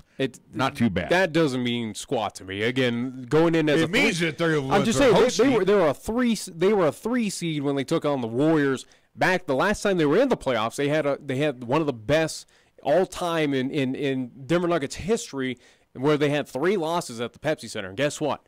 They exited in that first round against the lower Golden State Warriors team. I was at that series. So, Again, the Pepsi Center, it's the adage with the NBA of, yes, you're supposed to win at home. I understand Every team wins at home. It's very rare that you have a losing record. Everybody's been waiting for the Nuggets to fade. They haven't. And that tells me they're going to be, as long as they're hosting, and if they stay in that number 2 hole, then they'll have to go to Golden State. But the thing is, and again, if they end up going to the Western Conference Finals, but the point is, as long as Denver's hosting, the can has been good to them. And I'm just saying, I'm looking right now, and they got a 3.5 game lead over the Rockets. I don't read into at least home court or anything like that of how well you've done through the regular season. You're supposed to. That's how teams make it to the playoffs is, again, you do very well at Oracle, at the Pepsi Center, at Staples, wherever you play at home. Again, you're supposed to. That's the old adage of the NBA. So it does not surprise me. What the only difference is that the improvement of on the road for the Denver Nuggets.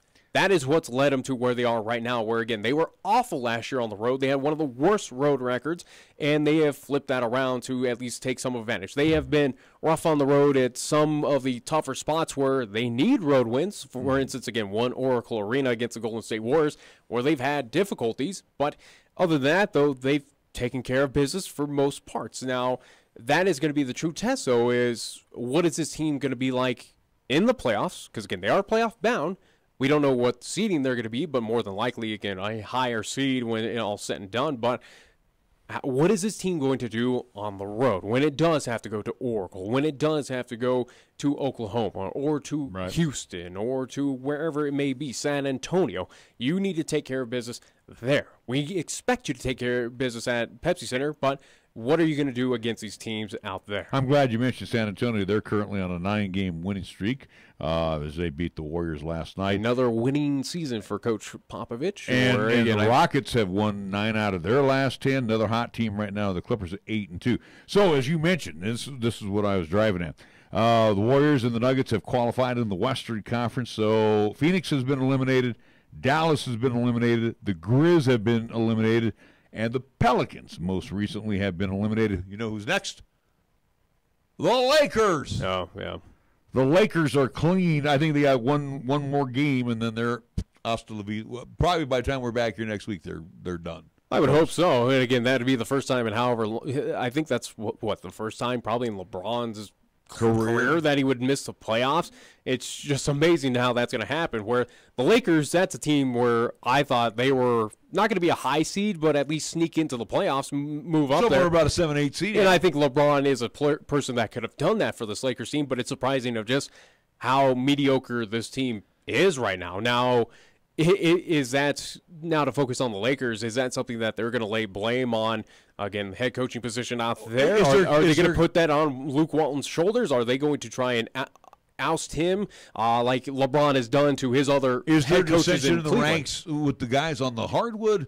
Is there dissension within the front office? Is there obviously conflict between LeBron clearly right now Walton? with the Lakers, they don't have a good young core that complements one LeBron James. LeBron James is showing right now that he is mortal and that he is he's aging. He's mortal, but also too welcome to the Western Conference, where what you did in the Eastern with Cleveland does not happen here in the West against, again, where you do have successful Denver, Golden State. You have a lot of teams trying to vie for 8 spots, and they play really good basketball out here in the West.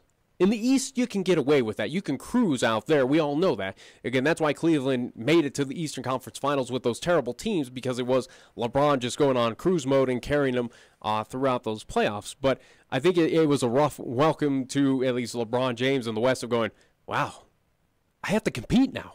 I have to play some real basketball. I have to actually make it a full team effort to get these wins against Golden States of the world, against Denver, against Minnesota, against whoever. You got to try. And you're not playing them just 2 times a year. Oh, no. The West. You are playing, 5-6 times. You're playing the Pacific Division where right now, you have to see Golden State multiple times. You have to see the Sacramento Kings, the Kings who have been improving of recent, the Clippers who can be a formal threat. They can take a few. Again, Battle of the LA, Battle of Staples Center there. It is a rude welcoming for the first year in the Western Conference for one LeBron James. So couldn't happen to a better team, though, with the LA Lakers. Glad that they're on the verge of elimination. And, again, couldn't happen to a better player than LeBron James, of where, hey, you got to try now. You got to be a team player. It can't all rely on you. But what is going to be the ramifications if the Lakers do at least get eliminated, which is all intents and purposes it looks like they're going to, but where's the blame going to fall on? Is this going to be it for one Luke Walton? Is he going to no longer be the head coach? And I think all instances of what we've been hearing, the rumblings out of Los Angeles, it sounds like it's going to be, and that's unfortunate because it shouldn't fall on one Luke Walton. No, I think you blame management, ownership, of the Lakers for what they've done. I think. If they would have let this team be a young rebuild team for Walton, I think this would have been perfect for him. Yeah. But you brought in a mega star in LeBron James. Now LeBron is going to kind of henpeck what he wants. Yeah. For example, he can go after Davis, just for argument's sake. And they probably still will. And maybe go to KD. He has that savoir-faire about him that he can say, come on over here. We're trying to build something. We'll build that super team again. With us old guys, we're going to show these young guys a thing or two. And it'll be interesting to see what happens in the offseason. Of course, the offseason will be a lot earlier this year for LeBron James. Interesting here. You told me when you went to school with James Johnson, because I was looking at Miami right now in the East. They're like the number 8 seed right now. Yeah, which pretty much means you shouldn't even compete in the playoffs because, let's be honest. Yeah, you and James graduated the same year, right? I think you graduated a year earlier. Oh, a year something earlier? Like that. Oh, so he's basically, because it says here he's 3 years older than you. He was born in 87. You were born in 90, right? Yeah, but he graduated like a year before me. Oh, okay. So technically he was, 20 his senior year? Sure, Playing I guess. basketball. I don't know. Anyway. He definitely was held back. I knew that, but. Well, anyway, so I just brought that up because and the reason I brought that up just simply for the fact, too, it's the Dwayne Wade farewell tour as he's saying goodbye to everybody here in the NBA. All right, let's get off the NBA and let's move on to high school because that's why I was leading to the James Johnson Cheyenne East. Sure. Because Cheyenne East got a lot of accolades on the high school side. Matter of fact, yeah, they pretty much dominated on both boys and you also have the top player in the state of Wyoming this year, too. At least on the boys' side. And that Gatorade, at least player of the year, that would be one, Eric Oliver. Who's undecided right now where he's planning to take his next game. We can only hope he can go to one spot, where his brother went to one spot as well, too. But, again, that only time will tell on that one. But yes, he wants us to call his games, absolutely, and he wants to be filmed in Nicovision. You do a great job with that. No, I'm serious. I mean, did you hear the accolades that you got? People said they want to watch your productions. They can see everything clearly. They can read it as well, too. So, yeah, again, either way, though, again, Eric Oliver. I paid my son a compliment. He doesn't even care. I don't know if you're being facetious. I'm not being facetious. I'm being truthful. Anyway, so again, getting back on the topic, though, with Eric Oliver, again, he was named as the Player of the Year, Gatorade Player of the Year out of Cheyenne East after what he did this season, again, breaking James Johnson's record, again, over there, Cheyenne East, most points scored in his career. Again, he was also named to at least the All-State team for the boys of 2019. He'll also join at least his teammate Demetrius McCord out of Cheyenne East, and also too the other local product would be the one big man Lawson Lovering, the sophomore out of Cheyenne Central. They were at least All-State first team, and then on the boys side out of Cheyenne East, second team All-State at least mentioned would be one Tanner Muchmore. No one from Cheyenne South, unfortunately, on the boys side made it to All-State. But again, you had 4 representatives, 3 out of East and only 1 out of Cheyenne Central on the All-State team. And again, that encompasses on both the East and West conferences. Looking at the girls' side of things for 2019 girls All-State on the first team, at least you have 2 Cheyenne East products, one being Kai Buell, and I think that's rightfully so. Again, Kai Buell just finishing under at least Campbell County's Riley Halacki. She was named as the Gatorade Player of the Year. Kai Buell, again, a phenomenal outfit, or at least a phenomenal player for Coach Eric Westling. She'll join her teammate, Madison Blaney. She was also mentioned to the first team All-State. Joining those 2 out of Cheyenne Central will be one Ellie Fernio. She was the only Central High product to make it to All-State. She will at least join those other 2 on the first team All-State. On the second team All-State out of Cheyenne East, Sydney Miller. She got that mention. And out of Cheyenne South under Coach Chad DeBryan, Callista Martinez will join the All-State mention. And then on the honorable mention All-State out of Cheyenne South as well, the sophomore person who, at least a young lady, that's going to be a great outfit, a great player for Chad DeBryan, at least when she kind of develops in her junior and senior year. One, the big for them, one Riley Van Tassel. Expect those 2 to be All-Staters next year. Yeah. I mean, and again, with Coach DeBryan, and it sounds like, and we have sung those praises. This year was okay. It was improved. They're going to be much improved next season again. Cheyenne South did, at least on my expectations, I thought it was a team that was going to advance Be a little better. Be a little bit. They were better at least regular season wise, but at least do a little bit better in the regional tournament. In my opinion, I had them as that dark horse to sneak into the at least state tournament. Unfortunately, did not. But what they did this season, again, it's that kind of climbing those stairs where yes, they did improve from last year. They will be losing a few, at least few seniors, but they still are a young core that is still developing. Again, where you do have at least you can build around one Riley Van Tassel, who is your big there on the inside for the Cheyenne South Lady Fighting Bison. For Chad DeBryan and his squad, next season, that's a team to absolutely take an at least close eye on of what can Cheyenne South do. They're a dangerous team next year. Well, at least for the next couple of seasons, if they all stay together, and I think they will. I think Coach DeBryan has. I think they bought in of where they understand. Bought into his system, and again, they took their lumps as freshmen, sophomores, and they got a lot of action in too. Think about it; they were playing, in the younger contests and then playing varsity. Yeah. So they got that baptism by fire last or 2 seasons ago. This season, it wasn't all that bad. Yeah. And then next season, they're going to have that feel for each other.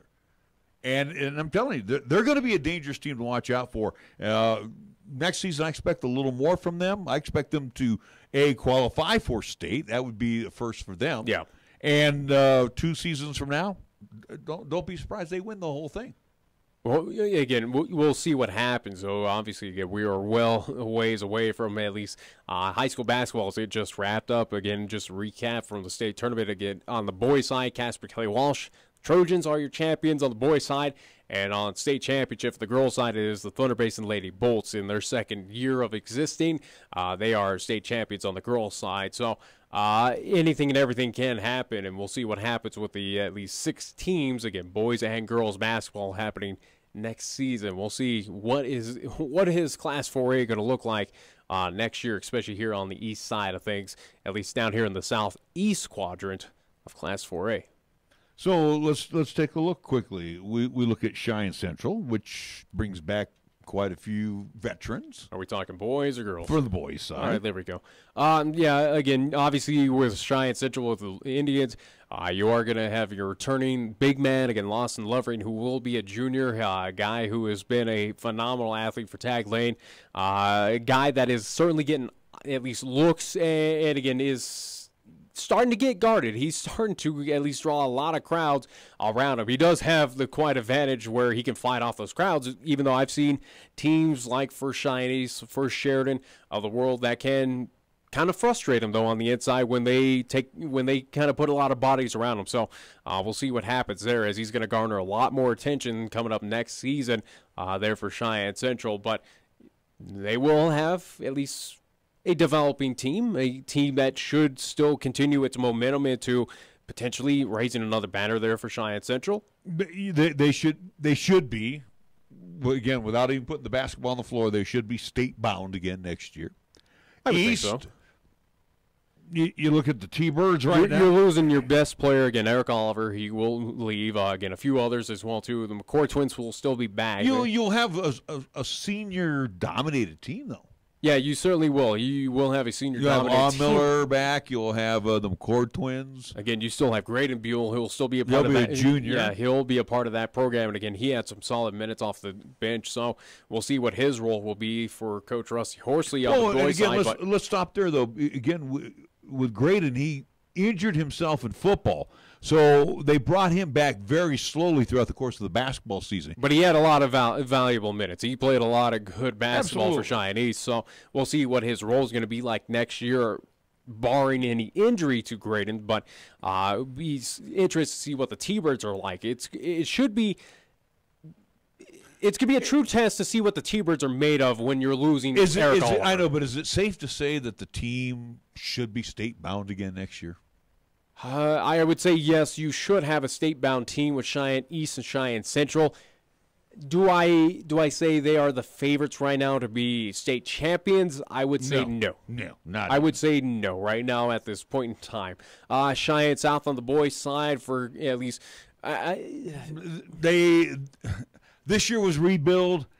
Next year is going to be for Jeff Bailey. Jeff Bailey in that squad, it's going to be what we're seeing with the Cheyenne South girls, where they're going to improve, but it's going to be a slow improvement. They're going to. I anticipate for Cheyenne South, they're going to move at least north in the standings. They're going to add a few more wins than they saw this season, but it's a team that still needs to age a bit. Still needs a little bit more veteran, at least leadership, a veteran presence on that floor. And they're about 2 years away from at least being state-bound and doing anything really special out there. Again, nothing against Jeff Bailey and that squad, but it is a very young team. I equate them to their counterparts on the girls' side with Chad DeBryan and the Lady Fighting Bison, where they took their lumps this year. They're going to improve slightly next season. And then if they can keep that core there solid when they're all juniors, seniors, have, again, a little bit more age to them, then can do something special. And credit these two coaches, too. And again, how they, got their jobs over at Cheyenne South.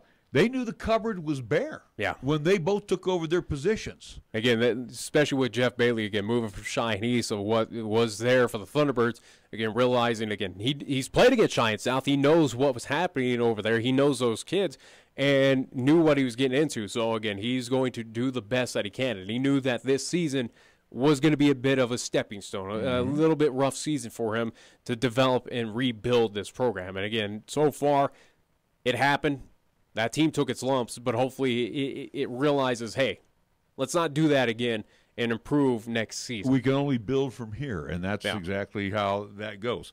So, real quick, so we've taken care of the guys. Now, the ladies are going to be a little more difficult to determine. Central is a team that's going to be just like Cheyenne East a bit, where they're gonna lose a few big names. Coach Kirkbride's gonna lose a few big names, but is going to have still a young, solid core around him. Again, you do have the Jones sisters around. Again, at least one of them is I do believe one's a freshman, the other one's a sophomore. So again, you can build around those two. Again, as your bigs right now for Cheyenne Central. For Cheyenne Central, for the Lady Indians, for Coach Kirkbride, that is a team. Yes, should still be state-bound.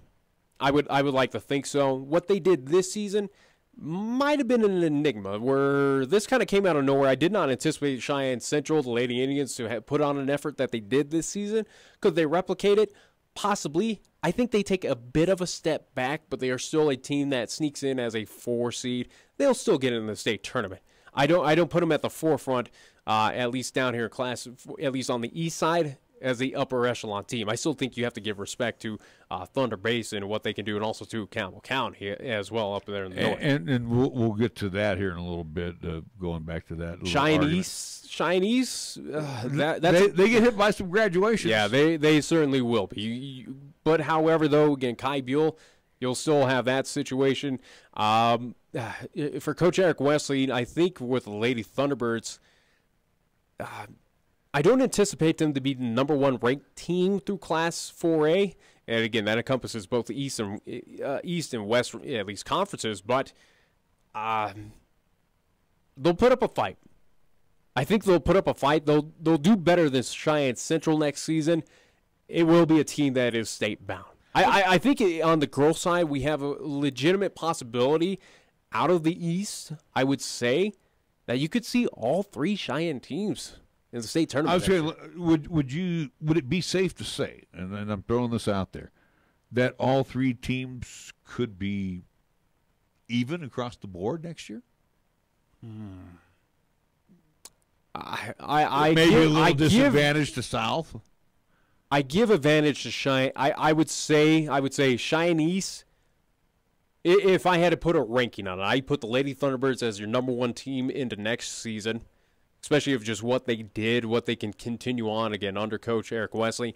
I would put number 2 with Coach Kirkbride's Central Lady Indians. Again, a team that is not aging out completely, but it's still got a young core that played a lot of valuable minutes, put up some good efforts for the Lady Indians. I'd put them at number 2. And then for Cheyenne South, it's a team that should improve. I think it's going to be an interesting battle next season between Central and South to see what happens. Could South vault over Cheyenne Central? Absolutely. I think they can.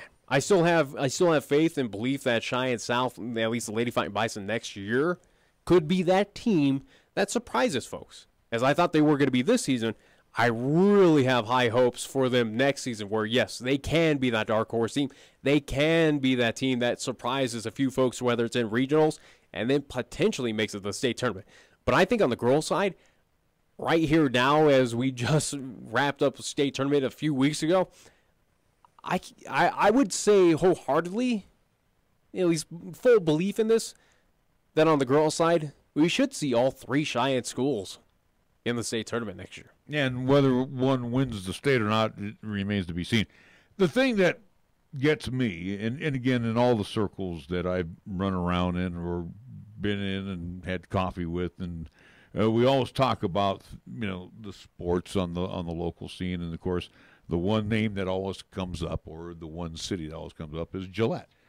So we split the 2 schools, Thunder Basin and Campbell County. They didn't change anything. Yeah, they still are a basketball powerhouse. The only thing that changed is football, where, again, the Camels going through a bit of a... And they're going to be like that probably. I would say they're going to suffer in their football program for about another 3-4 more years. Yeah, it's going to be a rough go of it for Campbell County. Thunder Basin is proving that they are improving. They're a team that is absolutely a team you have to keep an eye out. On the girls' side, though, for basketball, for Thunder Basin, they got it done. I did not anticipate the Lady Bolts were going to hoist the championship this season, but especially with Campbell County. But the Lady Camels still, with Mitch Holt, still a pretty good outfit. Yeah, and they are going to be a formidable threat. But right now, obviously, you got to give respect to Thunder Basin. They are the clear, at least, favorites heading into next season. But, again, I don't disrespect Campbell County.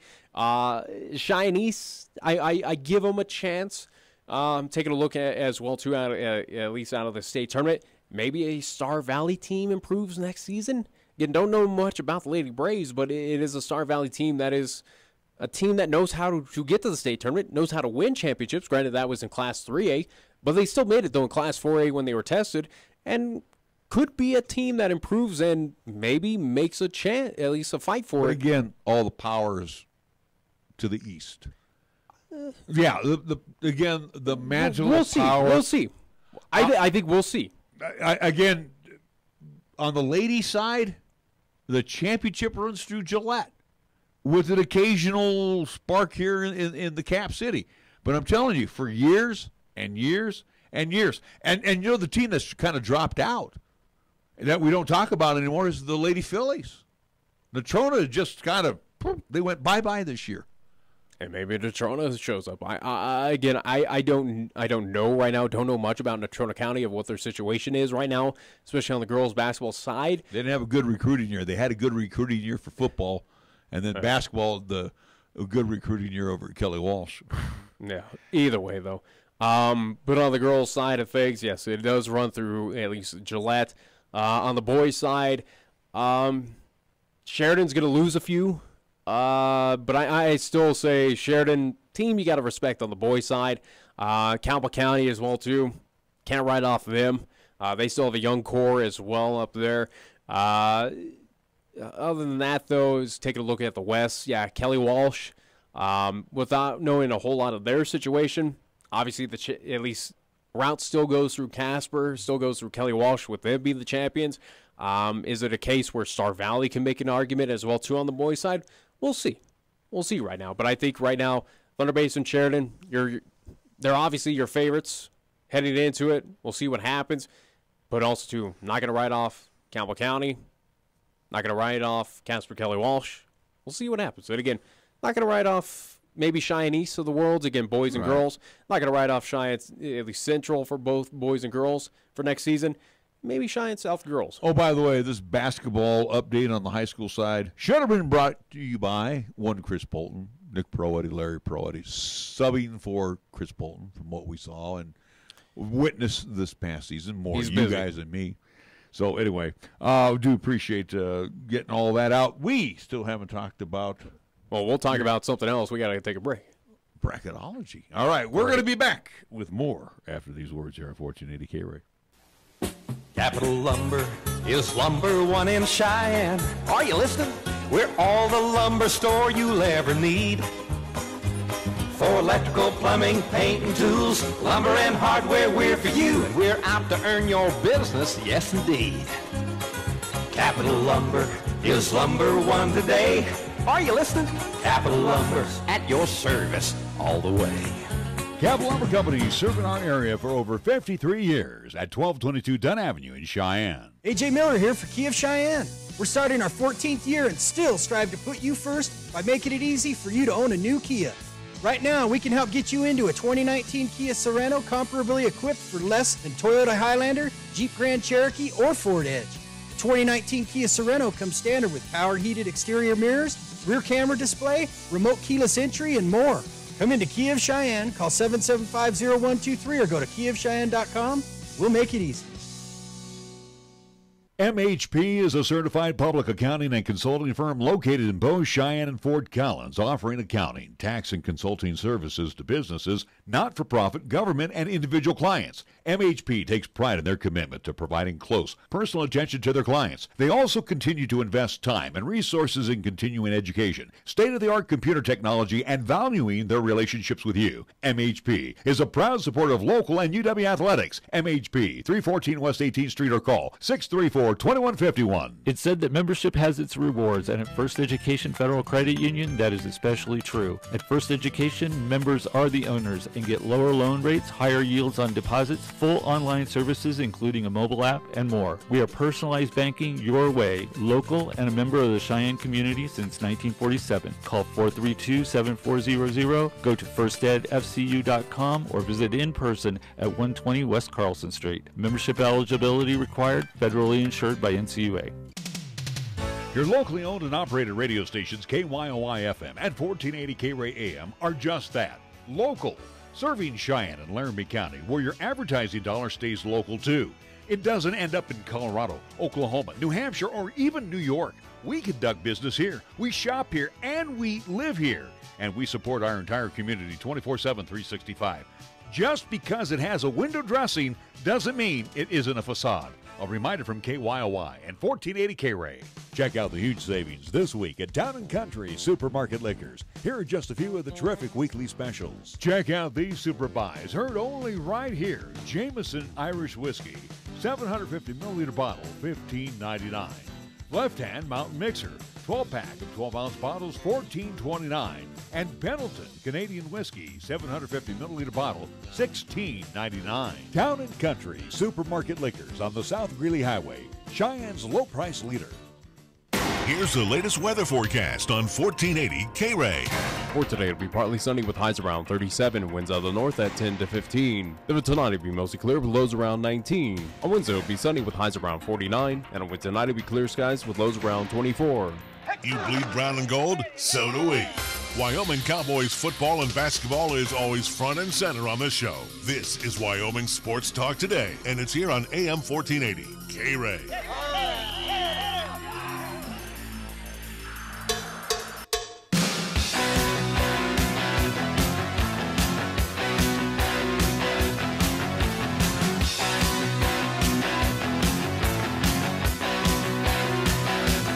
Are you ready for some NCAA tournament basketball? Because it does officially start tonight. Yeah, with the first four, at least, games. Fairleigh Dickinson and Prairie View and Belmont. Now, these are two 16 seeds that we're playing, and two potential 16 seeds. Yeah. And then two 11 seeds are going to be matching up Belmont and I still think the first four, it's a stupid concept by the NCAA of why does it exist. I have no idea. It makes more money. It's all about money, Nick. Yeah, I guess again with advertising and all that fun stuff, again, putting them on those respective TV networks as well too. But whoop-de-doo. Am I intrigued by the first four going on tonight? No, absolutely not. I don't give two hoots about it. Regarding as well too with us and Wyoming Sports Talk today and the at least tournament bracket challenge or whatever, all that fun stuff. We're not going to do anything at least involved with the fans as we did last year. Just want to give heads up on that. Not going to beg or plead for prizes from anyone or anything like that, not like other entities. So instead, we'll just do a head-to-head and just kind of have fun with it this season and look at it next season as we've been both busy. I was away, so again, we got to focus on a few other things than at least competing in the bracketology, or at least bracket challenge. But we will, between us, and we'll post that online, at least on the websites and social media sites for Wyoming Sports. By the way, the first four in Dayton, Ohio. Let's see. It will be North Carolina Central, North Dakota State couple of 16s for tomorrow. Whoop-de-doo. And then also tomorrow, Arizona State out of the Pac-12 going up against St. John's. 11 seeds are always intriguing. Again, feel bad for them having to play that extra game, getting into it, but it is what it is. It'd be interesting to see who does move on from those 11 seeds. The 16 seeds, I don't really care. At least looking at where North Dakota and NC Central move on, they'll take on Duke. They're not beating Duke. Looking at Prairie View and Dickinson out of the 16, where are they going to compete against where blah, blah, blah. Oh, there you got to see Gonzaga. At least with the Zags, they're not moving on. I think the Bulldogs are a good outfit. They'll take care of business against that. They did get beat by St. Mary's, though. St. Mary's is a good outfit. Yeah, but also too, St. Mary's also too plays the same conference, and those schools know each other however well. Luckily, they're on the other side of the country. But other than that, though, again, the 16 seeds could care less. 11 seeds, though, intrigued, though, to see who does move on between Belmont and Temple. Arizona State and St. John's, those are good outfits as well. They could be a little bit bracket busters as well, coming at least in those matchups. Taking a look at Arizona State and St. John, they will take on Buffalo, the 6th seed. I think whoever comes out of that 11th seed, I think in my bracket I have defeating Buffalo, and I think rightfully so. Buffalo does not surprise me. Again, I don't see them as a threat. Those are the teams, though, that are not expected to win, and they do. I would say that 11-6 matchup, you see more 11 seeds move on than 6. Iowa State, Ohio State, how would you call that one? I think I went with the Buckeyes. Villanova, St. Mary's? That one's tough. You got to go Wildcats on that one. That one's tough, though. I give respect to St. Mary's. It is a good outfit. They know how to get things done. The Terrapins against Belmont and Temple? That one's tough. Maryland's nothing too special. Okay, yeah. 2 teams. But either way, though, the first 4 is garbage. Get rid of it. Who cares? Why do this to these teams of making them, especially on the 16 seeds? Really?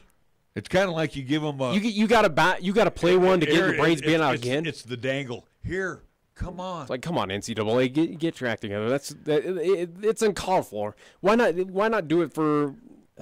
Well, maybe the 11 seed and maybe like a 12 seed if you're going to do it. Why do it for the 16 seeds? I don't know. I mean, really don't get it. It's the NCAA but either 68-team tournament. But looking at least some of them, at least of your top seeds as Duke, number 1. Looking out as well, too, for the Midwest, North Carolina, the Tar Heels, number 1 seed after their kind of resurgence, at least at the tail end of the season, taking care of business against like Duke and all that. Virginia, the 1 seed, well, they were the 1 seed last year and got upset by the 16 seed. Will it happen again this year? No, not with Gardner-Webb. Yeah, I don't see Gardner-Webb as being that team. Granted, who really thought of what happened last year. Anything and everything. I think they go down in the second round. I think they either Ole Miss or Oklahoma. No, I have no faith in Virginia. There's no point to advance Virginia into the Sweet 16. They're not going to make it. The Cavaliers are just they're cursed for whatever reason. I don't think that continues on this season. I mentioned again with the Bulldogs out of Spokane, Washington, and Gonzaga, they're going to be your 1 seed as they are the number 1 ranked team at least in the nation. Looking at some of your at least 2 seeds, Tennessee, the team that was anticipated to be at least a number 1 seed, yeah, be a number 1 seed, but also 2 people are high on them to be the national champion. They're a number 2 team. They'll take on number 15 Colgate, number 2 as well, a team that you can't. Number 2 team that you can't disrespect, Kentucky. Abilene Christian, yeah, I should move. Kentucky, that's definitely a team you got to keep an eye on. Michigan, number 2. Montana. Taking on Montana out of the Big Sky. They should take care of business. But Michigan, a team that's kind of floated under the Big Ten, or at least kind of floated on the radar across where Big Ten hasn't really been all that special, in my opinion. But I look other at than the 2 Michigan teams, it's nothing. The two 15s all look pretty much like 2 should come out. The only one that intrigues me is the Spartans and the Bradley Braves. I guess Michigan State. I out of the 2 seeds, out of all of them, I have confidence with Michigan State, and I have confidence with Kentucky. Tennessee, I can see them slipping up against Colgate. Montana, not an Ivy League team. No, I don't think so.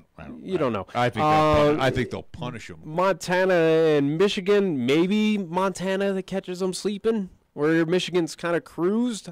I don't know at this point. Again, anything can happen in the NCAA bracket, but that's just kind of naming some of the at least. Let me ask you this: there's 2 Mountain West Conference teams in there. Yeah. Nevada, which has kind of fallen. They've fallen off grace, and I have no faith in Nevada and they defeating Florida. And you're talking about a team, if they would have, I could live with the one loss that they had. But they started mounting. Then, they started getting a bunch of losses. Then they lost in the tournament. And then I'm thinking to myself, they come out. I think they're lucky to be a 7 seed, to be real honest. Yeah, they should be very happy. This is a team that could have been a 2 or 3 seed, easy. Oh, absolutely. It's a team that should have been a 2 seed. It could have flirted around being a 1 seed if they were to keep with the winning at least track. But I think with the 7 seed, they're very fortunate to be. And they draw Florida. I have no confidence. I don't think Nevada defeats Florida. I really don't. I think Nevada's in a tailspin, and they don't get past that first round. The Wolfpack, where I anticipated this team could flirt to make it to the Elite 8, I don't think they make it out of the first round at this point in time. Now you look at their counterparts, a team that did move on and did win the Mountain West tournament would be the 8 seed Utah State Aggies. They have a favorable matchup against Washington. The Huskies, again, Washington, who's competed in a subpar Pac-12. Right. Pac-12 that has not been that great this season. Well, Washington was pretty good. I have no faith in the Huskies. So I don't think they were. I don't think they were tested. I think Utah State has better quality wins. one of the hottest teams right now in the tournament. And again, how you play in March? I'm just saying Utah State has better quality wins, and I think Utah is that hot team that can move on and take care of business. Unfortunately, they draw North Carolina. Yeah, they'll see North Carolina, and I don't think they get past the Tar Heels. But for the Mountain West, in my opinion, for the NCAA tournament, it should be a quick go of it. That no one's really going to make it to that special, at least kind of sections of the tournament. Nevada was predicted to be a Final Four team back in the start of the season. Well, it's a team that can stay consistent as the number 5 ranked team. Let me ask you this: if they beat Florida, if they happen to beat Florida, number 10 seed, they'll match up against Michigan/Montana. Do you see them going on? Because again, like you said, Michigan does not impress you. And obviously, even if Montana beat them, I would think Nevada would be then a Sweet 16 candidate. I think if Nevada defeats Florida, it's in a close effort, and it might be something where they might be gassed out, especially with round 2 being played at least in 2 days advance. If it's Nevada versus Michigan, I don't have faith in Nevada. For me, it's hard to believe that they'll even get past Florida at this point. If they are able to, if it is against a Montana, maybe. If it's against Michigan, I don't see it happening. I really don't know. I would say that's a scenario that is so far gone in my thought process right now that I don't even see it happening. I would say the team that of the number 1 seeds, of the 4 number 1 seeds, the team that has the best shot to be in the Final Four out of the brackets, I got to put Duke up there. I think they drew the weaker of the brackets. That's my opinion. My pick right now, or at least my picks for those number 1 teams, I give respect to Duke and North Carolina, and at least for the Midwest and the East, they should be in the Final Four. In my opinion, I have no faith in Virginia. I think Virginia doesn't even make it to the Sweet 16. For the Zags out of Spokane, I think they take care of business. They do run into a very tough 8-9 matchup between Syracuse and Baylor. Go back to Duke's bracket, though. I mean, but let's be honest again with Gonzaga, with the Zags, they did beat Duke. They beat Duke earlier in the year. They know how to compete. They know how to beat good teams. So I do not write off the Bulldogs, but they do run into a very tough matchup in that 8-9 between Syracuse and Baylor. Then you also, I've seen those Bears. The Bears are pretty good. Then you also have in there Marquette, Murray State. The Racers. They're always there. Florida State. Seminoles are in there. Vermont, I think they're going to be bye-bye. You also got Texas Tech in there. I mean, Tech. I'll say this with the Red Raiders out of Texas Tech, that is a team to absolutely keep an eye on. Yeah, they're dangerous. They are a very good outfit. That is a team that can be a dark horse through this NCAA tournament that can surprise a lot of folks. And again, I would not be remiss if Texas Tech. And I think in my bracket, again, we'll post this, and I just created my bracket like a few hours ago, but I'll admit this, I have Texas Tech competing in the national championship. I think that is a team that could do that. And I'm not dissing the West, South, or Midwest, but I'm looking at the East. You look at Duke, then they get the winner of North Dakota State and North Carolina Central.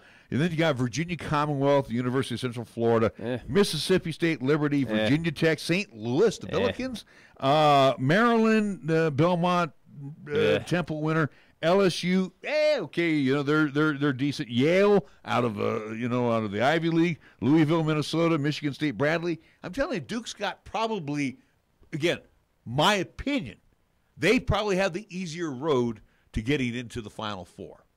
If you look at all of the East, West, South, and Midwest.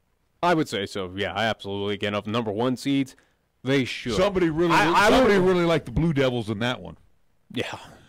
All right, we're going to take a timeout here. We're going to come back with more after these words here on 1480 KRAE. You can actually get something good for your health at a drive-through window. When you order your next prescription from Medicap Pharmacy, call ahead and use our drive-through window. Or you can call for free delivery. You can even log on to Medicap.com and order a prescription refill. Your Medicap pharmacist will call you to make arrangements for pickup or delivery. Medicap Pharmacy will always make time for you. Medicap Pharmacy, 1947 Bluegrass Circle, next to Texas Roadhouse in Cheyenne. Or call 635-3712. When you say Mondello Pizzeria, think authentic Italian. When you say Mondello Pizzeria, think made fresh from scratch.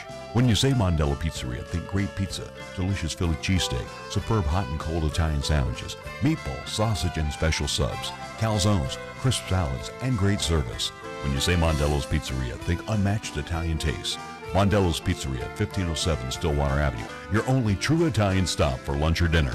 We are the key to your cleaning success. The Key People that provides affordable office and professional cleaning services for over 40 years with exceptional customer care. All of our contractors have background checks and are licensed and bonded. We guarantee you a safe and secure service that is tailored to your individual and business needs. The Key People do not impose year-long contracts, and all quotes are free, confidential, and personalized. Call the Key People at 1-800-468-8283.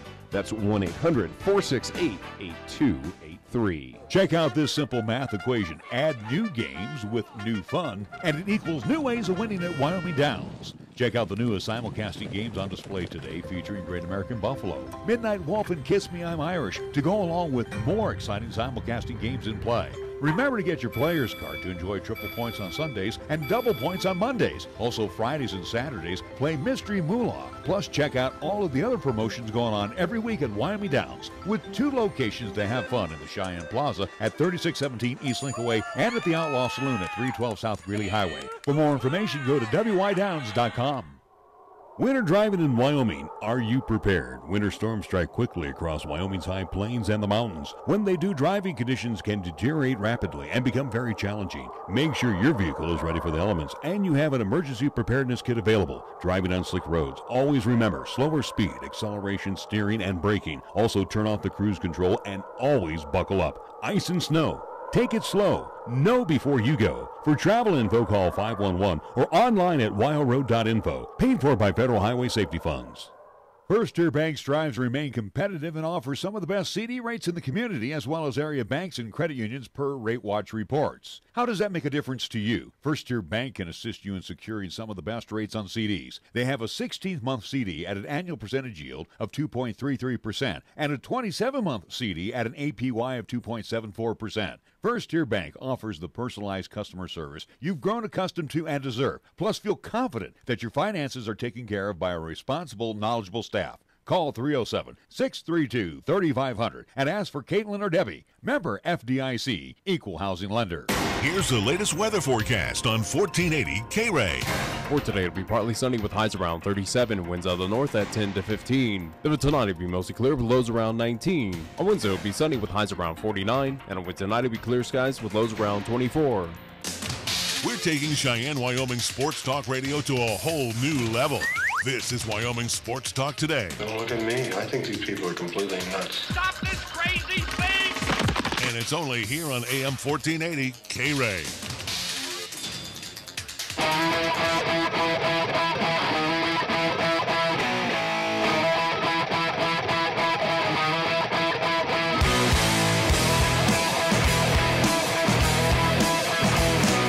We're back on Wyoming Sports Talk Today. I wanted to say this last few minute segment here for Nick because I think he's going to be smiling here. He's going to be very happy. First off, I just want to mention I watched a little bit of the Alliance Football League on Sunday. Yeah, the AAF. It's boring. 2 minutes, I was gone. It's awful. And Johnny Football is now going to play in that league. He got cut by the Montreal Alouettes. Yeah. That's pretty bad when you get cut from the Canadian Football League. But anyway, I want to talk football. to the National Football League we go. Of course, AB is now an Oakland Raider. Yeah, we know that. But the 49ers have been busy here during free agency. D. Ford? Yeah, from Kansas City. Holy cow. That was Quan Alexander? Yeah, there was a lot of big names that moved on, at least to join the 49ers. And again, the 49ers, we knew they were going to be a team in the offseason that was going to be aggressive. It was a team that was anticipated to land at least AB, but their counterparts across the bay in Oakland got them. But it's a start of at least offseason moves by the 49ers. It's a team that has a lot of cap space to at least invest a lot of money into.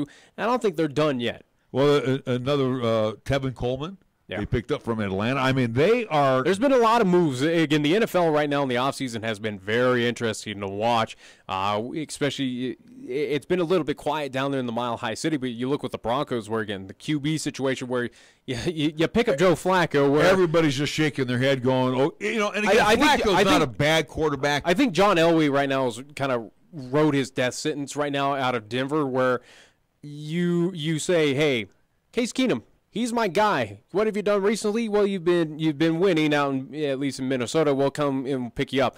Last season was pretty pathetic. Case Keenum just showed, yes, he's a mid-tier quarterback. He's nothing special. He's not turning around a team. And what about Flacco? He's gone. He's a Mendoza line guy. He's going to win you 9 or 10 games. Baltimore realized that and basically said, hey, we're done with you, Flacco. Thanks for the championship. We'll go to Lamar Jackson. And again, we'll move on without you.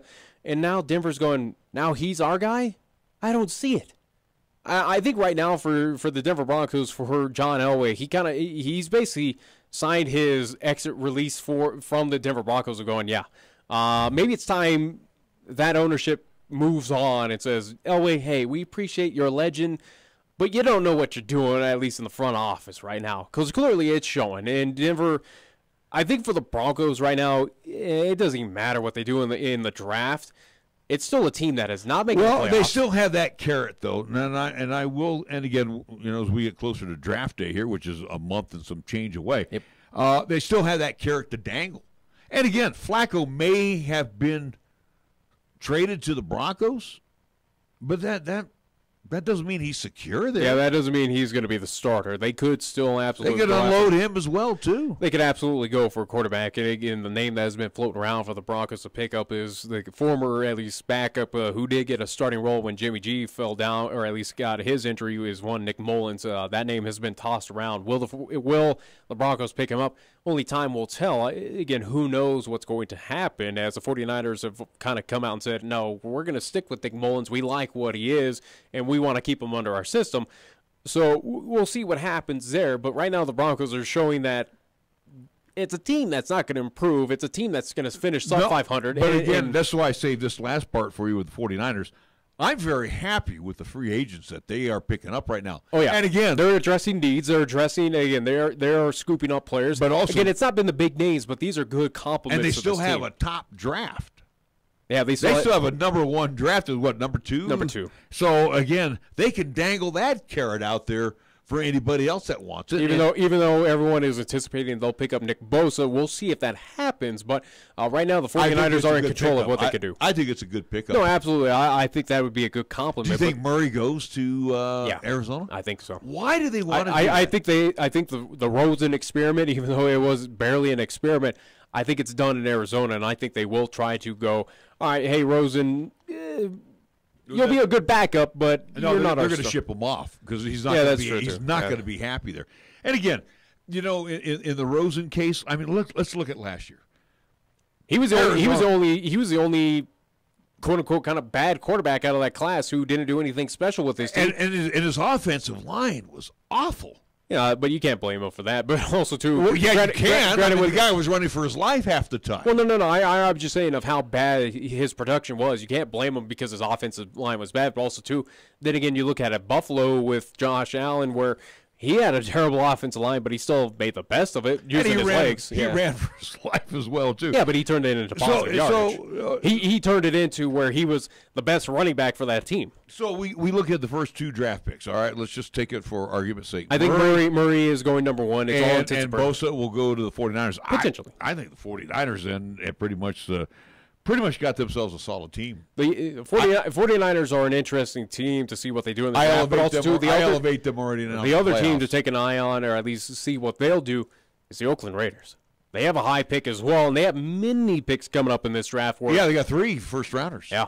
We'll see what happens with Oakland right now. And the question is, too. They got their offensive weapon. They have their quarterback with Derek Carr. Mm-hmm. Again, defense need to solidify offensive line a bit as well, too. Need a good running back. Yeah. I mean, let's go beast mode. It was fun, but it's not that good. It's nothing. So, but I right now, just looking at what the Niners are doing here, and they have been the newsmakers here over the last week. Yeah. And they're still signing. So yeah, there's no reason why they'll slow down. This is a team that has a lot of money to spend, and they are doing it. And again, they bought in where, yes, this right now for the 49ers, they realize, hey, this is our chance. If we can keep bodies healthy, they were doing something special last year when they were without bodies. Well, now we saw that core group can do without stars around them. Now they're kind of bolstering with stars in veteran presence now. It's a team that the Rams have to take a serious eye on. And remember last year when we did our picks, I said they're not ready yet for prime time. I thought they could. And that was before Jimmy G got hurt. I was going to say, I thought they would be. I still believe that Niner team could have been a playoff-bound team, a wild card team, if Jimmy G was still healthy. But we'll see what happens heading into this season. It is a team, though. Will they up in the L.A. Rams coming up in the NFC West? I would say no. I would say no. The Rams are still a solid team. They're still a good And I'm core. not going to take anything away from them, and I'm not going to take anything away from Seattle, but I'm just saying. I think Seattle kind of trickles back down. I'm just saying the 49ers, what they have done here in the offseason, they have made some solid moves. Like you said, they have addressed some very specific needs, and if they get Bosa, that to me is the cherry on top of the whipped cream. Yeah. I think this team is going to be a very solid playoff contender if they stay healthy. All right, we do got to wrap things up here real quick. I want to remind everybody, Sherlock Holmes back ×2 again this evening from 8 until 9, and then from 9 until 10, it's Suspense Theater. Before we say adios, and we're back at it again tomorrow, beginning at 3 o'clock, we wrap things up with On This Date in History. Here's Nick. March 19th, we'll go back to the year 1975. This state made this historical decision in its high school sports. Out east. This state in 1975. I don't know if it was a big thing that was across the nation, but it was an interesting move that this state did back east regarding high school sports. Oh, back east it would have to be, I'm going to have to go with Massachusetts. Pennsylvania. But what do they do in high school sports? Made it male-female. There you go. In 1975, on this date, Pennsylvania is the first state to allow girls to compete with boys in their high school athletics. So, I guess kudos to Pennsylvania. Hey, right now, a former guy can be a girl. That's a whole different discussion. I know.